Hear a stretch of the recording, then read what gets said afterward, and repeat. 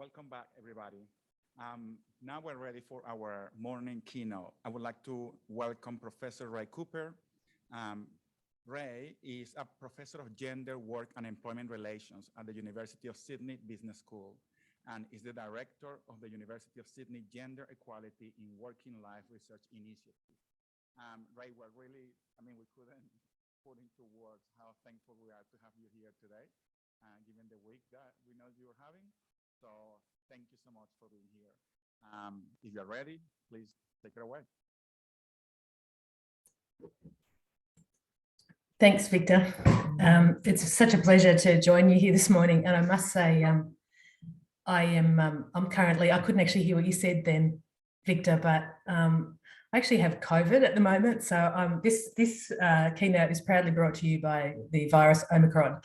I'd like to start firstly by acknowledging traditional owners. I'm on Gadigal land, the Gadigal land of the Eora people. I haven't moved much from Gadigal land over the last 2 years, and I've got to say for the last week, I haven't moved much from the 3 square metres you see behind you in my bedroom. So it brings a sort of special insight, I think, what I've been up to in the last few days about how women are managing through the pandemic. I've got to say it's pretty tricky when you've got sick kids and working and various other things, but it is a great honour for me to join you here today. And thank you so much to the 3 universities that have put this amazing conference on and invited me to come and share my research and the research of my team. So chances of there being technical difficulties, I would say, are about 80%. So let's just see if I can get through it. Yes, I can. There you go. Hurdle number 1. I'm over it. So when we do academic research, it's very rare that the research we do is actually done alone. And so I'm going to talk to you today about the research that I've been doing, but I've also been doing it with a big group of people. I work pretty closely with a bunch of amazing people, and I'm pretty lucky to do that. Over the last, the period of the pandemic, I was sitting down last night and I thought, these are all the people that I've written with, that I've done field work with, who have in some way or another kind of worked with me or inspired me in my writing. And so all of these people, I want to acknowledge these people because their work is part of the work of the whole of our team, and I'm really lucky to work with all of them. At the moment, I'm working really closely with Professor Liz Hill at the University of Sydney. Hi, Liz. Thanks for all your help with helping me get this together at the very last minute, and with my colleague Alice Mueller. We're in the process of setting up a new centre at the University of Sydney, which is really exciting, which is called the Gender Equality in Working Life Research Initiative. And I'll be happy to talk to people about that after if anyone has any questions. Okay, so I'm going to talk to you today about the experience of women during the pandemic. I guess you could probably call this, maybe we'll start with something that might be a little bit like a sort of positivity sandwich. So some slightly positive things to start with. We'll put the really bad negative stuff in the middle, and then go to somewhere like, what can we possibly do? What agency do we have to try to make things a little bit better at the end? One thing I would note before I start is that you'll pick up that I do research on women's working life experience and labour market experience. And sometimes you'll pick up in the way that I write and the way that I talk about my research that there's a binary to that language. Often I'll talk about women's experience relative to men's. I know that language is a really powerful tool of exclusion and inclusion. I want to start by saying that my intention in talking about those binaries, as you'll see them play out here a little, is to look at the structural differences that occur in the labour market. And that particularly relates to my key concern around women's working life experience, where we know that there are so many differences from the experiences of blokes. That's not at all to exclude the fact that this might not necessarily gel with the experience of all people, particularly people on the call. So I'm really open to talking about that and learning from others around the different ways to use language. And I'm really starting out a little bit vulnerable there and saying, give me some feedback if you'd like to. Okay, so this is the outline of the presentation. As I said, a little bit of a positivity sandwich. So let's start with what was happening before the pandemic. Let's have a look at where women were in the labour force prior to 2020 when we entered into this current situation. And what we see there as key themes are that there has actually been a lot of change in the last generation in terms of women's qualifications, women's experiences, their ambitions, and nevertheless, there has been some enduring challenges and enduring gaps. But I'm going to try to emphasise some of the positive things there.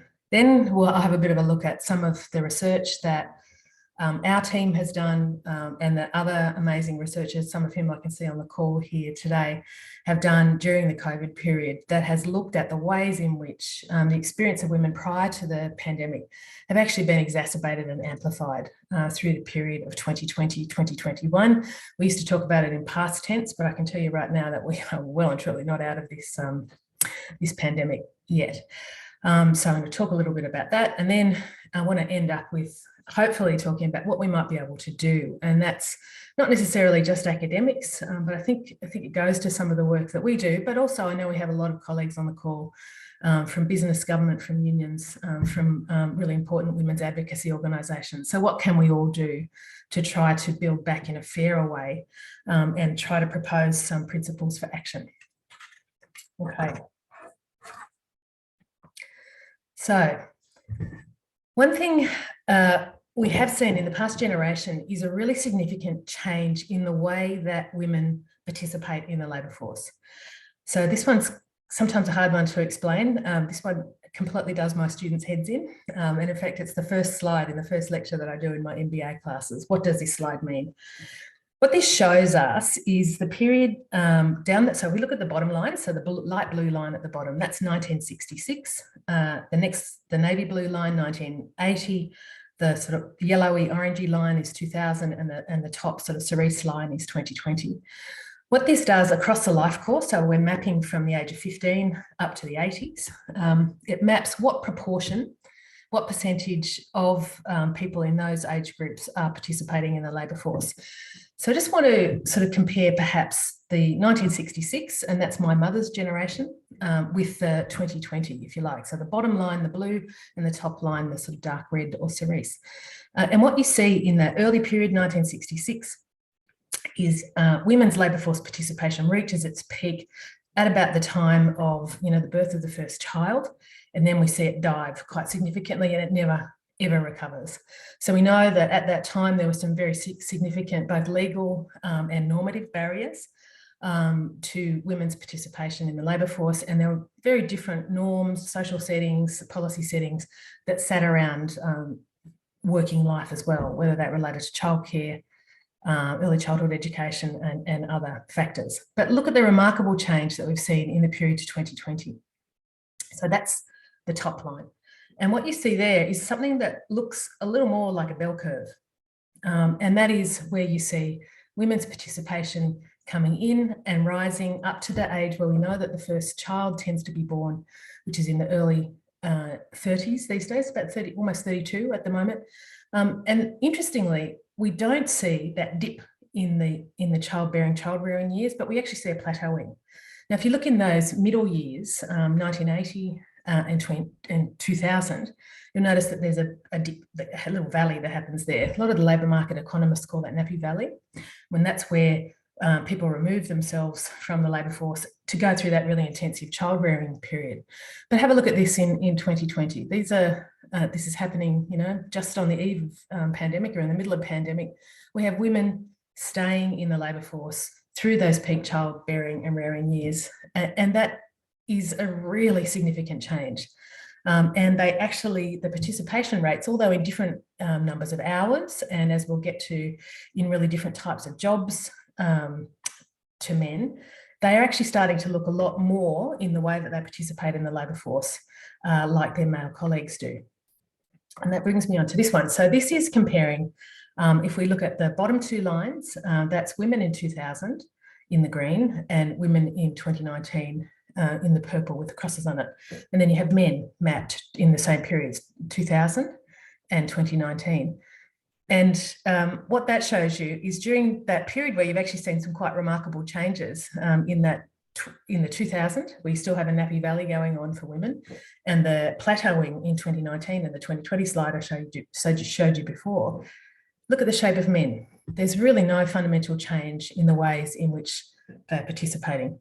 Just one brief thing I didn't talk about on this last one, sorry, is I talked about the prime childbearing years, but another key thing that we really need to keep an eye on, and I'm sure there are people on the call who are more expert in this area than I am, look at that pushing out in the older age where women are working longer, particularly pushing into the 60s and the 70s. And my good colleague, Marion Baird, and her colleagues at CPAR are doing some really interesting work on what that means in terms of women's working lives, what it means for working care regimes. Okay, so women have changed their participation style in the labour force. That has been a generational shift. I think that's been actually one of the biggest changes that we've seen in the Australian labour force in the past generation, yet men haven't changed quite so much. And anyone who knows anything about the shape of jobs, sectors, and how they've grown over the last 30 years knows that the real hero sectors in terms of jobs growth and growth in employment has actually been in the services sector. So while we have this kind of mythology about what the Australian economy looks like and where jobs are created and driven and what the key areas of employment are, actually it's been the service sector that's really driven jobs growth. And OECD analysis tells us that Australia is second only to Singapore in terms of being exposed as a service sector economy. So that's another major shift that we're seeing going on, and obviously they're not disconnected. So if I've given you a graph here which was about what had happened in the last 20 years, we would have seen basically these same areas growing that I'm showing you here, which is projections. So service sector growth has grown really significantly. That has been driven particularly by growth in areas such as healthcare and social assistance, and in areas like education and training.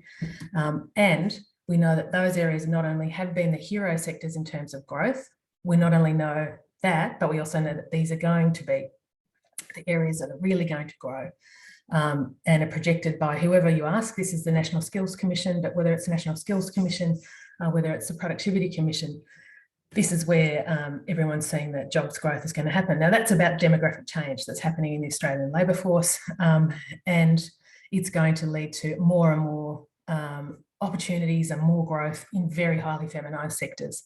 So if you look at the top 5 sectors there that are projected in terms of highest growth to the period to 2025 by the National Skills Commission, you can see of the top 5, 4 of them are very highly feminised. The only one I'd pull out there would be professional, technical and scientific, professional, scientific and technical services as being a more of a mixed kind of industry. So big change in the labour force, and that is connected up with feminisation. Okay, and another significant change, and these are all connected, and this really is a story of the time in which I've been in the labour force. So round about that period, 1991, was when I started my undergraduate degree, maybe a little bit earlier, not much. So in that period, that was when women were starting to batter down the doors of higher education. It's when higher education opened up in Australia. And in 1991, just 12% of women had a bachelor's degree or above on ABS stats. But if we look at last year, it's now 50% of women in the prime age category, 25 to 35, have a bachelor's degree or above. So that is a really significant change. And if we look at that in historical and comparative context, many of the educators on the call will know that women are renowned in Australia as being the best educated in the world. We always come out number 1 in no matter what index is produced by which organisation. We always come out number 1 for highly educated prime age women's workforce. We are better educated than at any point in history, and that has been an astronomical change just in this one generation that you can see in this ABS graph here. And also in terms of educational attainment, we know that women are achieving at higher rates than our male colleagues in the labour force. So interesting changes. So we know also from our own research, and we've undertaken in my team a project called the Australian Women's Working Futures Project.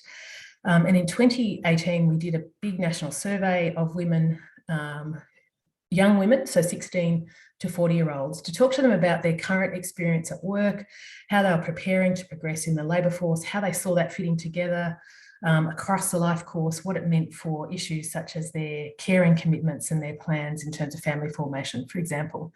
And what we find is that young women that we spoke to in surveys, but also in focus groups, where we did a range of, a lot of focus groups on top of this to try to dig into what the survey data meant, we find that these women have a really strong attachment to employment. So if you like, women talk in focus groups about, okay, so I'm invested in myself, I've done the degree, I've done all the things that I was told to do, I really want to return from that. I didn't just go to university for the fun of it, I went to university so that I could project myself into a decent career and get myself a good job.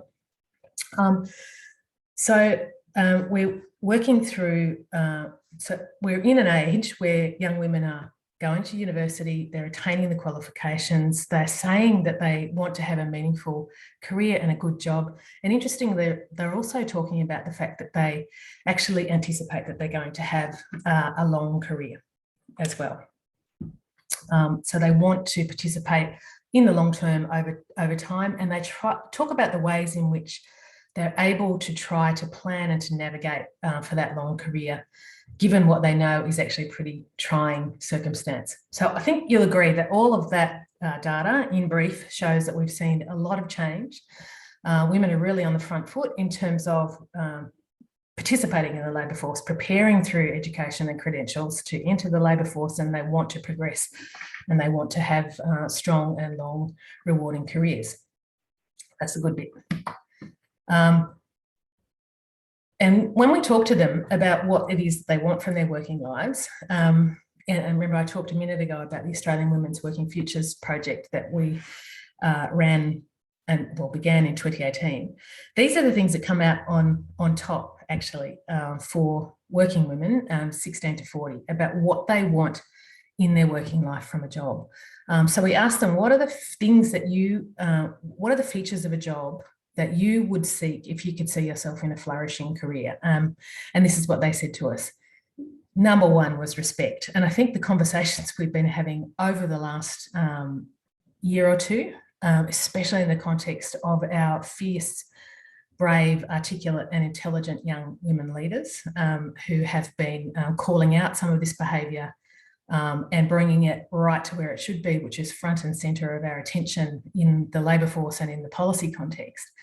That's what the great majority of women said that they wanted from a job in the future. They want respect. And when you talk to them in focus groups about what that means, they talk about it in highly gendered terms. One focus group that we participated in that really sticks in my mind was a young woman, professional woman, saying that she had had enough of being spoken down to, spoken over and belittled in her job. And this was a well-qualified, highly paid professional woman. And that kind of seems to be a theme that's gone across a range of the research that we've done in the intervening period, but certainly has absolutely played out as a very urgent issue for us to address in our workplaces. Okay, the second and almost equal actually thing that young women told us that they want is they want a good job which is secure. So they want a job that they can count on in terms of knowing the hours that they're working, having a secure income, and having the capacity to have the hours that they need to be able to schedule their working time to make arrangements for the rest of their lives, whether that's care or other arrangements. They want to be paid well. And partly you have these conversations going on, as I said earlier, about, look, I've invested in myself. I actually expect to be able to be paid my value, and I expect to be paid what a bloke would be paid if they're working in the same industry or sector or occupation. Often you see flexibility as being the key thing that people talk about, that what women want in terms of work and a future career. And certainly that is something that's really important to Australian working women, especially young women. But it's not necessarily the type of flexibility that you hear many advocates of flexibility talking about. They want good flex. They want good flexibility, which enables them to work in a way which allows them to have some control. They don't want low-end precaritized flexibility. So they, if you like, they don't want to be working only in low-paid casual jobs where they can't have a career path. They want to be working in jobs where they might not be working really long full-time hours across their entire life, but they might want to be able to flex up and flex down. They want to be able to still have career progression, and they want to have the space and the time to be able to do the things they do in other areas. So I think it's really important when we're thinking about flex, that we think about good flex, not bad flex. And really critically underpinning all of this, young women tell us that they want care infrastructure that works for them. And they very keenly tell us that at the moment, the system of work and the system of care, family, and obligations, and the sort of unpaid love work that goes on outside of work, that they actually clash rather than combine or balance, which is sort of the language that we tend to talk about it, but they actually see it as a collision. So we're going to repeat the national survey late this year, which will be really interesting to have a look at 5 years later and to try to understand what the impact of the pandemic has been. And so we'd be really happy to talk to people about how that work is going to progress in the coming few years. Okay, so despite all of those changes, excuse me, despite all of those changes and the significance of them, and I actually think, I hope I've put across that I think that these are really groundbreaking changes, we still have some really significant traps, gaps and challenges that women are facing in their working lives. Anyone who's ever seen me speak about the challenges that women faced even prior to the pandemic know that I often use this house metaphor. We all know about the glass ceiling. We talk about that a lot. In my view, we often talk about that a little bit too much. Excuse me. We often talk about that a little bit too much to the exclusion of some of the other areas. So glass ceilings is really that you're looking up as a woman, you can see up to the higher echelons in organisations. You find it very difficult to work out how to get up there, and it's sort of a rarefied air that's taken up by people who are not you. It's even more difficult. A lot of the research suggests that the more diverse women and gender diverse people find it really hard to move into those areas as well. Now, what I think is actually probably bigger drivers of actually that situation are the glass walls of occupational and industry segregation, where we have particular sectors, occupations, and industries that are dominated by either women or men. So we tend not to try to think about women's work or men's work, but in reality, that's kind of how it plays out in the labour force, where sectors would tend, excuse me, this is COVID, tend to be either dominated by one or the other of the groups. And it just so happens that the areas where women dominate tend to be lower paid. I'll come back to that. But I think sticky floors are also a really big problem. And sticky floors really denote the fact that women sit on the bottom of the labour force, not at the bottom in terms of jobs, in terms of their importance, but in terms of the way that they're rewarded. And they find it really hard to rise above a certain level. The career paths are not obvious and they tend to get trapped. And so there's a high level of precarity, and it's a very challenging part of the labour force to be working in, despite the fact that these jobs will tend to be, excuse me, very highly feminised and really important to us in terms of how our society and how our economy operates. All of that house, if you like, of difference and discrimination drives these other issues. And that is that we have excuse me, we have ongoing pay gaps, and of course that drives superannuation gaps. Obviously I've talked about the occupational and industry segregation, which is rife in the Australian labour force, on some measures actually worse in Australia than many other OECD economies. We have highly feminised work is absolutely undervalued. And they tend to be in those hero sectors. So this is going to be an amplifying problem. Career opportunities and the capacity to progress through into senior roles is very rare. And I know that Michelle Ryan has also done some really interesting research on glass cliffs that I'd ask you to have a look at as well, which is one area that I probably should talk about a little bit more. So it's really difficult to get into those senior roles. Often there's a range of sabotages that happen once women do make it into those kind of roles. Progression into those kind of areas is well too rare.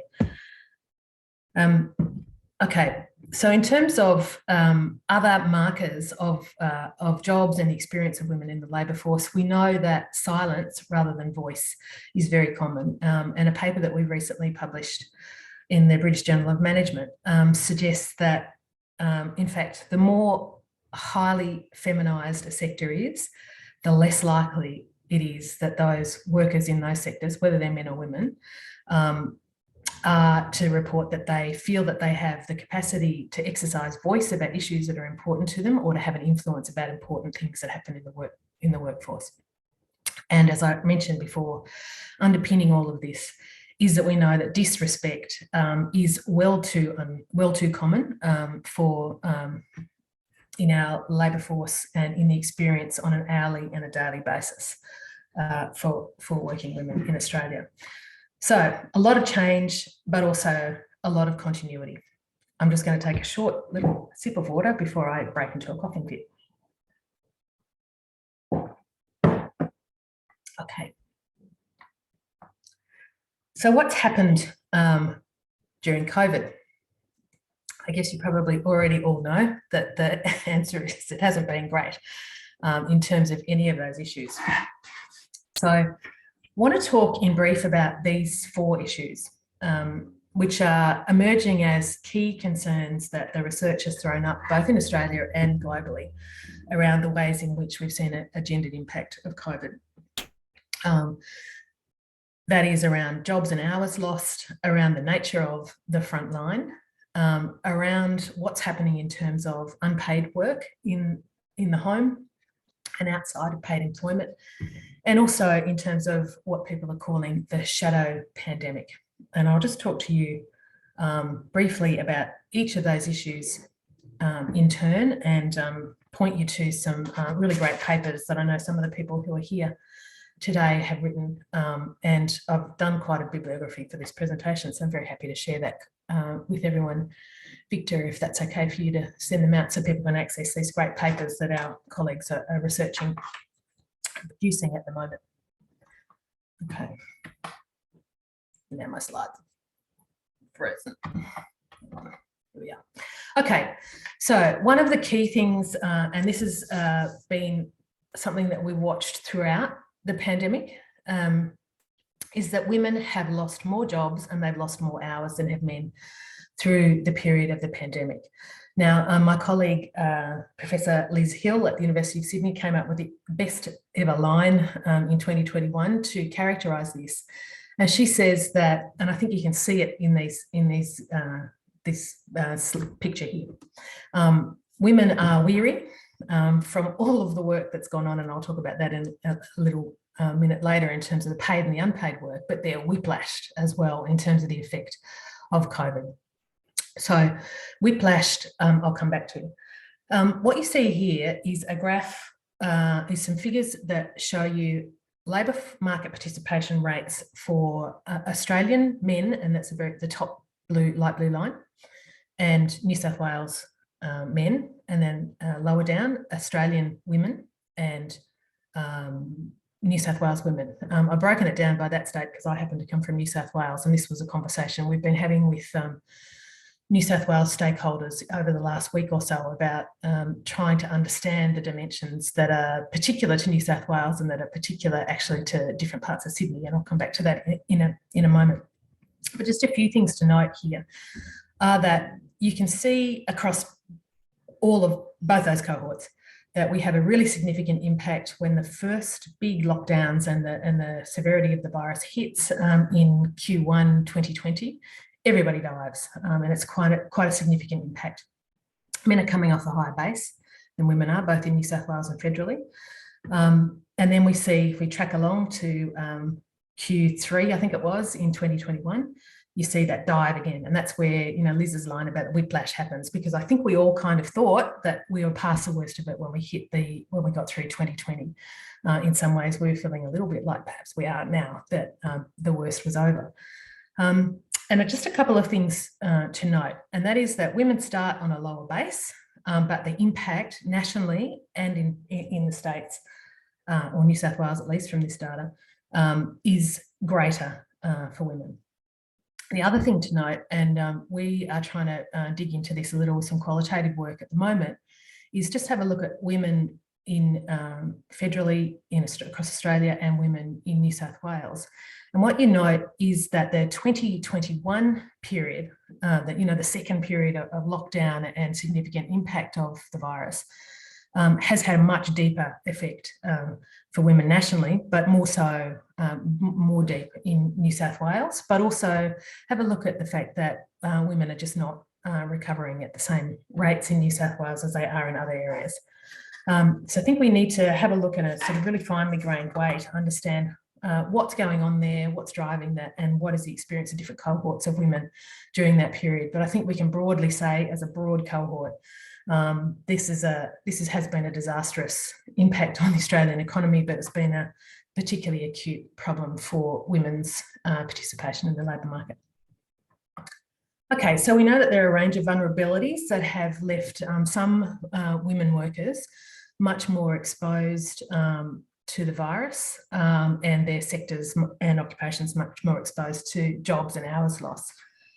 So in terms of sector in relation to unemployment, we know that women dominate in the most exposed sectors and the most impacted occupations.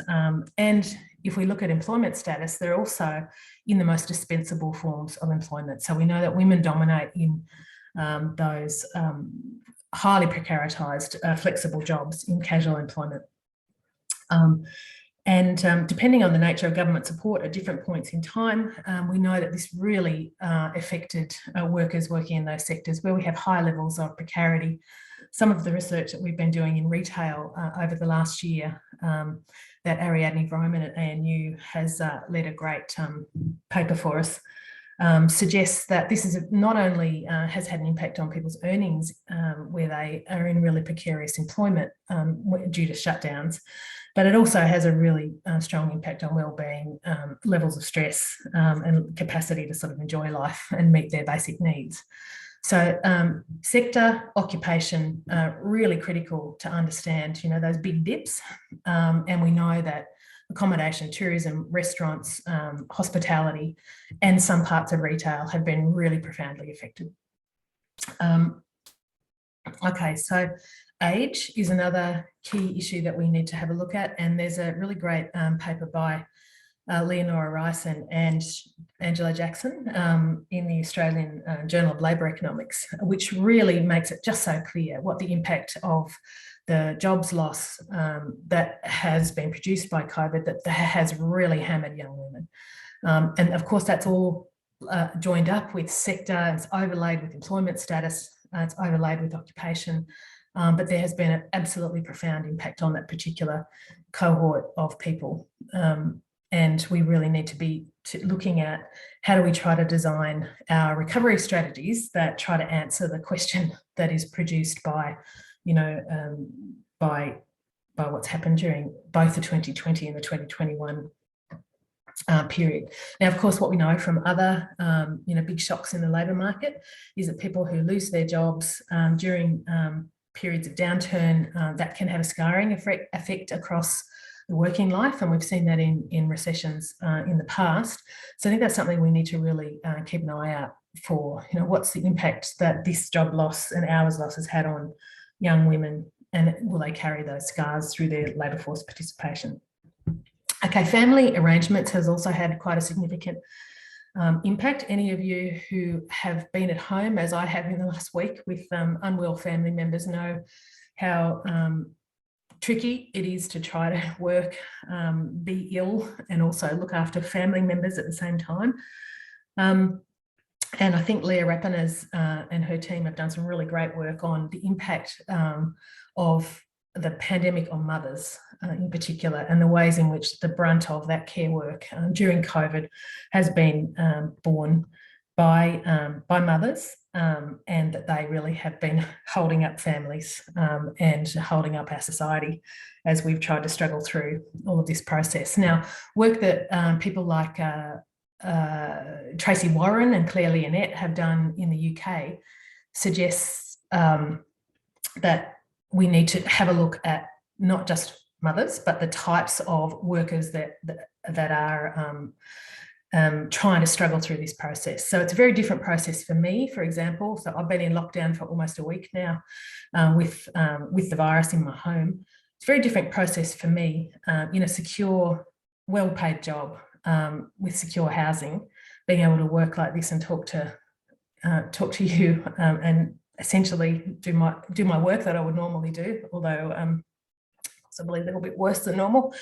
Very different for people like me, knowledge workers, than it is for frontline workers who've had to struggle through that process and struggle through the challenges of working life, often in precarious work, but in very demanding work that's actually been essential to carry on through this period. So there's overlays of types of work and obviously of class and employment type in there as well. Okay, so locality, and this one that brings it all together, I think, is the impact of locality and region. A little drink so I don't start coughing on you again. Now we know some particular areas, and I'm going to talk here about Sydney because that's the city that I live in and that I know. Some particular areas of the country have been very profoundly affected by the COVID crisis, by lockdowns and by the virus itself. I guess we'd probably all point to Sydney and Melbourne in particular.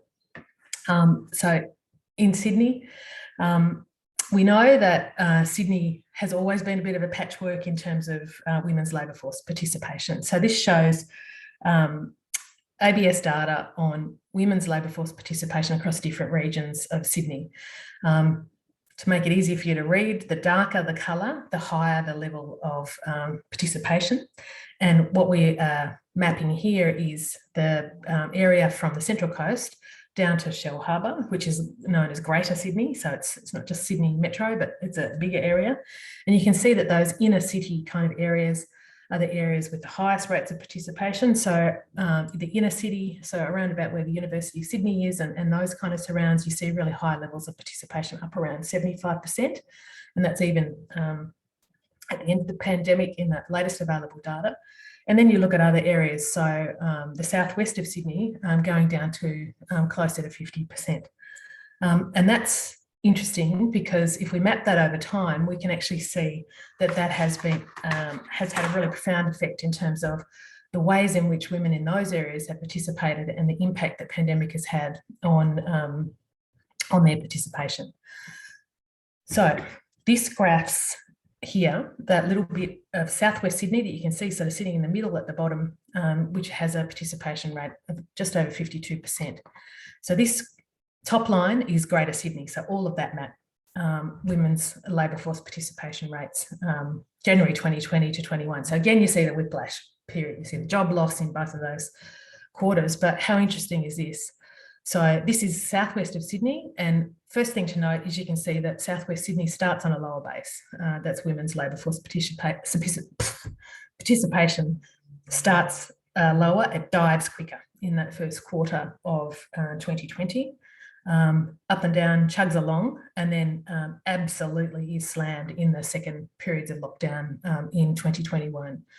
You'll also notice that while Greater Sydney, women's labour force participation across that whole area seems to be picking back up, we're not getting there in terms of women in the southwest of Sydney. Now, there's been some really interesting research done by colleagues about the nature of work that women do in those kinds of areas. We know there's a really high level of essential work that goes on in those sectors, and we know that workers in those areas tend to be paid at a lower rate of pay, and in less professional work, I mean that in terms of social status and pay, than workers perhaps across the board in Sydney, or certainly in the inner city kind of areas and the metro area. And this we really need to understand what's going on here. So we've been doing some focus groups over the last couple of weeks with women who are both professional workers who work in those areas, women who are frontline workers who work in those areas. And starting this week, we're doing some work on women who lost their job in both of those areas to try to understand what's going on. But it seems as though there is, it's probably pretty obvious to people, but there's a really significant impact in terms of the types of jobs that people do there. They're hit really hard in terms of the supply of jobs in those areas. Also, there's a complex mix of family circumstances and family care that is really acute during particularly lockdown periods when, people are at home, children are at home, care services are closing, often our elder people are coming home from care services and there's not as much support around. That puts a real impost on women's capacity to work in paid employment. So that's something we're going to have to watch, because to me, that shows that what's happening here is a compounding effect of of some of the pre-existing areas of employment, of disadvantage for women as a result of the pandemic. So that's locality. Okay, so jobs and hours loss has been more extreme for women and more extreme for some women, and we have the overlay that is really profound there in terms of type of job, type of occupation, family arrangements, age, and also locality, which is clearly around things linked up to all of those things, including class and a range of cultural issues as well. Okay, we have a highly feminised frontline. During the COVID period and even now, women are dominating in that front line. Sadly, they're also dominating in what we'd see as what the ILO would call bad jobs. So they are jobs which are undervalued relative to skill, they are underpaid, they are precarious, they have low levels of voice, and they have poor levels of schedule control. And that, I think, even though we are seeing, these people talking about the value of these types of jobs for our economy, for our society, we are starting to see that there are some real cracks forming here, that we can't base our economy and our society on a highly feminised, frontline essential workforce, which is enormously undervalued. And we've seen a whole bunch of cracks opening up in our care infrastructure, all being amplified through the period of COVID, where we're actually seeing workers in early childhood education and care. We're seeing a lot of turnover in those sectors. We're seeing a lot of illness transmission, and we're seeing quite some failure of services and that capacity to sort of operate as it has been. Little shout out to the New South Wales Nurses and Midwives Association today, who are making this precise argument through industrial action at the moment, talking about their value and the way that it needs to improve.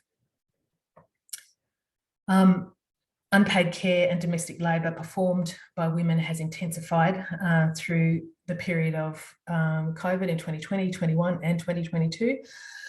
So Brendan Churchill and Lynn Craig have done some great papers on this that you should have a look at, and a range of others there. But that is looking at the fact that prior to the pandemic, women walked in behind, or walked in front, I suppose, in terms of the amount of work that they were doing at home compared to other people at home in terms of unpaid work.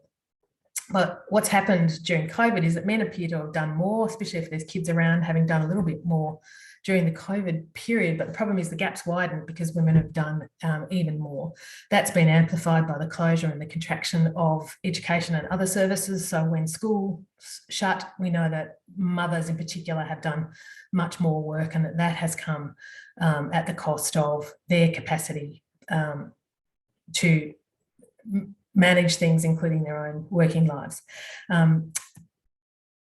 Tracy Warren and Claire Leonette ask us to actually have a look at the impact that frontline work has on the capacity to try to manage care at home at the same time.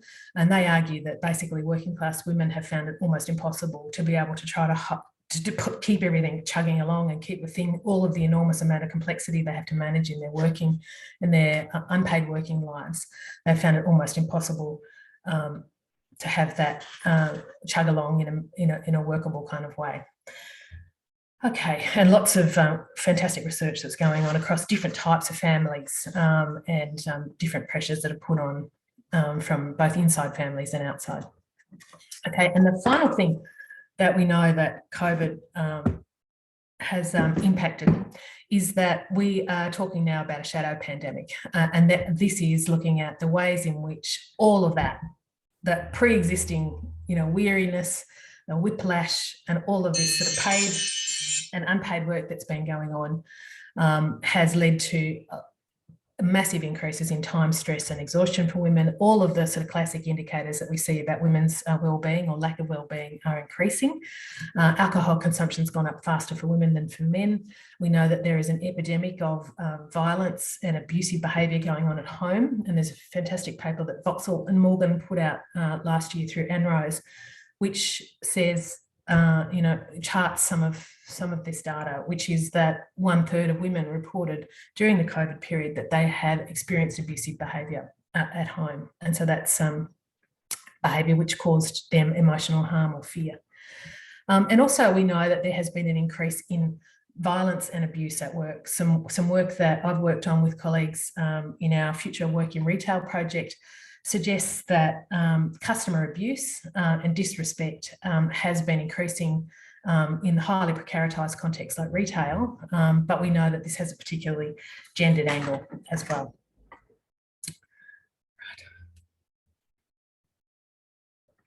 Okay, and I'm almost done, Victor, before you have a heart attack. So you know how I said I was going to do a positivity sandwich? This is the positive bit. I'm trying. Okay, every time I have a look at what might the principles be to build back better and build back fairer, I think I come up with a different number. And usually I end up with another factor. And this morning, I'm going with 7. Given that data that we have and given the evidence of what the impact of COVID has been on women's working lives, whether that's paid or unpaid work, here are some things that I think that we need to work on, some principles that we need to build upon in order to try to build back better, and particularly to build back fairer and to make for a situation that meets the needs of our very talented and educated women's labour force. And this is not just action for one group. I think this holds for everybody, whether that's government, federal and state, whether it's businesses, multilaterals, unions, women's organisations, or other civil society organisations. I think the first thing I would say, and this underpins everything, is that we need a gender lens on the recovery. So we need to have women at the table when we're designing recovery strategies, and we need to actually have data that captures the different experiences that women have and different groups of women have, and to try to have a look at measuring what the impact is of recovery strategies on different groups in the labour force. What we don't want to do is design recovery strategies that actually entrench the problem. Say, for example, by investing purely in areas that are highly male-dominated, for example, like construction, which seems to be an area that we always reach to invest in, rather than in areas, for example, around care, infrastructure and the foundational economy. We need to build in good flex, not bad flex. So not highly precaritized flexibility, but good flexibility where workers have some control over their capacity to work in the labour force, and to do so on a basis where they can progress and that they can work at the level to which they're trained. We don't want recovery to be on the back of women working in bad jobs with no capacity to progress and with poor levels of pay. We need to start to share some of the lucrative jobs. Men dominate in the most lucrative sectors, occupations and levels within organisations, and we need to start to design some ways to make sustainable careers and gender equitable careers across those different areas. An area that we're working on in our Gender Equality in Working Life Research Initiative at the University of Sydney, and where I defer absolutely to my colleague Liz Hill, is that we need to design mutually supportive work and care regimes. So we've got to start to think about human beings as being at once working and at once caring, and not to see them as different parts of life, but to see this about as part of, as my neighbour's tooting, and again, we've got to see this as a way that humans engage in different aspects of life, rather than seeing them as separate terrains, and we need to try to find a way that they can work together. Jobs on the front line need to be better. I can't put it more plainly than that. That's about workers who work in health, education and care, and in all of those ancillary areas that keep us working and keep us safe. Women need to be paid properly. They've invested in their education. They've invested in thinking through how they're going to navigate careers in a way that allows for, long-term engagement in the labour force. We need to be ensuring that they're paid what they deserve to be paid relative to their skill levels, and we need to ensure that those gaps with what men are paid are wiped out entirely. It's scandalous, given the levels of education that we have, that men are still paid more than women are. And I think just coming back to, the enormous contributions that we've seen from those brilliant, brave, articulate women. I'm thinking of people like Brittany Higgins and Grace Tame over the last year. We need to amplify their voices, and we need to absolutely keep on the front foot around the need to build decent, respectful workplaces and workforce cultures. All of us have got a role to play in that. And we need to all of us be working towards that. So all that might sound a little bit depressing, but Victor, as my final kind of point that I'll make is, I think we have choices to make now. We have some agency in where we go next. And I hope you'll agree that if we work on those principles, I hope that will go some way to helping us to try to address some of the troubles that we're facing and some of the amplifications that we've seen during the past 2 years. Thank you.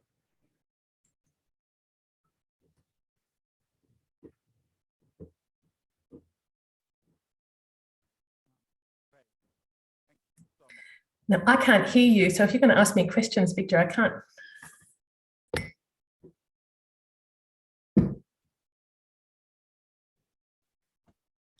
Can you hear me here? Mm-hmm. Is there an echo for you? I can hear you. Okay, perfect. Cool. So, Ray, thank you so much for this wonderful presentation, particularly under the circumstances, right? A lot to unpack there. And I feel that it would be kind of hard to see the forest from the trees, considering the wide range of dimensions you talked about that are driving this negative impact for women. And there are a couple of questions in the chat about that, basically figuring out what are these specific conditions that makes it even worse for women that perhaps we should pay more attention to. I mean, I was sort of shocked to see that graph comparing Southwest Sydney versus, more inner Sydney, that talks about poverty, talks about a number of, ethnicity and a number of things. So from your point of view, if we need to select some key dimensions that could explain that even wider gap in employment participation and in employment outcomes within the category of women, which dimensions would those be, and how do you think we could address them? Yeah, God, great question and a really big one. Thanks for that. I cannot hear her. I don't think you can hear my answer. Can you hear me? I hear you now. You can hear me, okay. Yeah. So I don't know that I can answer that, because I think it is so, can I answer in an academic way, Victor? Oh, absolutely. And say, I think it's sort of overlapping. So I think if you pulled one of the drivers out, you're not going to get the complete picture. So, whilst it's, I can absolutely go, as a category, women have done worse during the COVID period than have men, right? But that doesn't give you the complex picture, because actually people like me have actually done okay, right? I've kept my job, I've been able to keep working. It's been extremely boring sitting in this room, but I haven't been able to work with my colleagues or see my students in person or any of those kinds of things.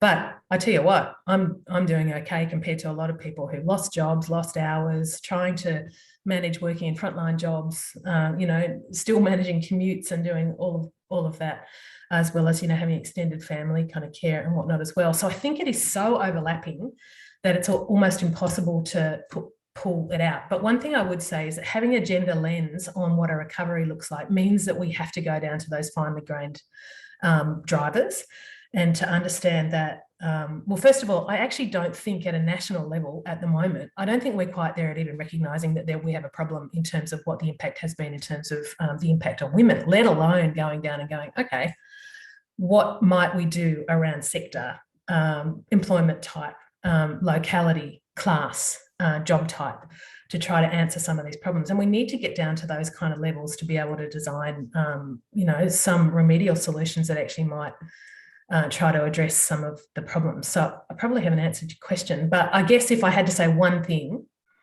it's that gender lens thing and disaggregated lens, that properly trying to understand what the problem is and try to put a solution that's after the problem rather than put a solution that's after the things that we always do.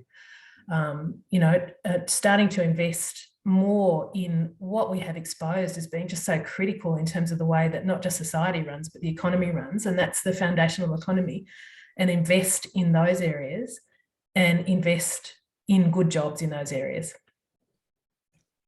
That's a fantastic answer. So for a number of our international attendees, right? And you did mention the UK earlier in your presentation, some research from there. I know this is an evolving situation, right? What perspectives do we have on what's happening overseas? How women were impacted in other countries that could be comparable to Australia? Yeah. And is there any country that has done something that we should be imitating here?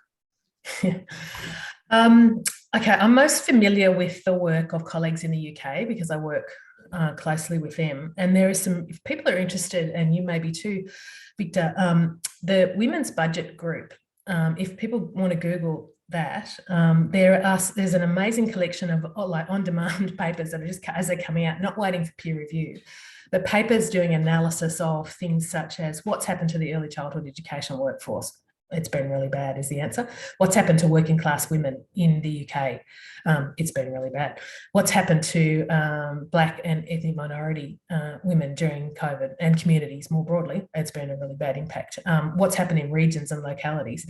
So there's some great resources on what's happening there. I'm, as I said, most familiar with what's going on in the UK. I wouldn't say that their government has responded in a way that's been, keeping up with the research. But I mean, we have seen some examples, and in fact, some examples of areas where they've taken a step back and gone, okay, what should we do, for example, around early childhood education and care?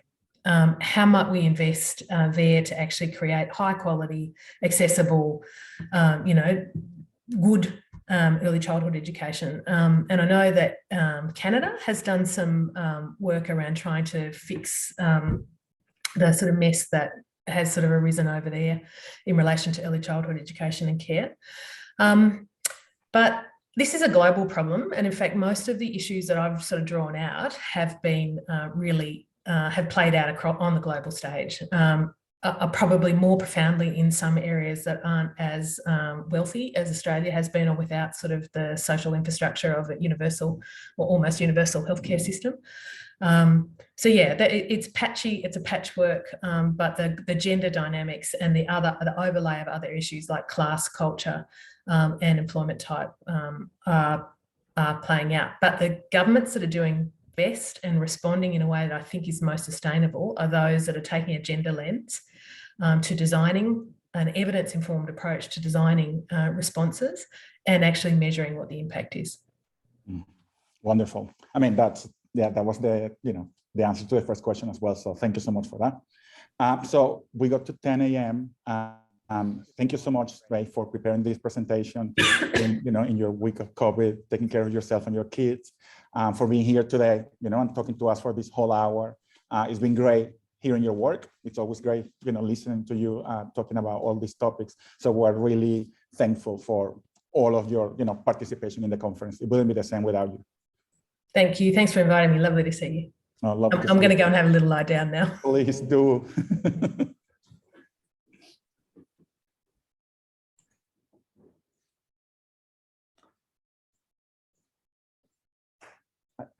I need to do some housekeeping.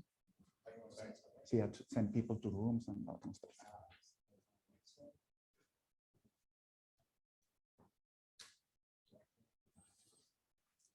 So what a wonderful presentation from Ray just then. So thank you so much again to Ray for taking the time, in her current situation to do this for us and for all of you. So we're going to take a short break. It's going to be a 15-minute break. After the break, we are going to go into parallel sessions for the rest of the morning. If you are into meditation, we have a room prepared for you to spend 10 minutes doing a meditation session, so that you could, relax and get your mind in the right headspace to stay the whole day with us in the conference. So I'll be seeing some of you in some of those smaller rooms. Yeah, see you soon. So take your break and come back in 15 minutes. Thank you so much.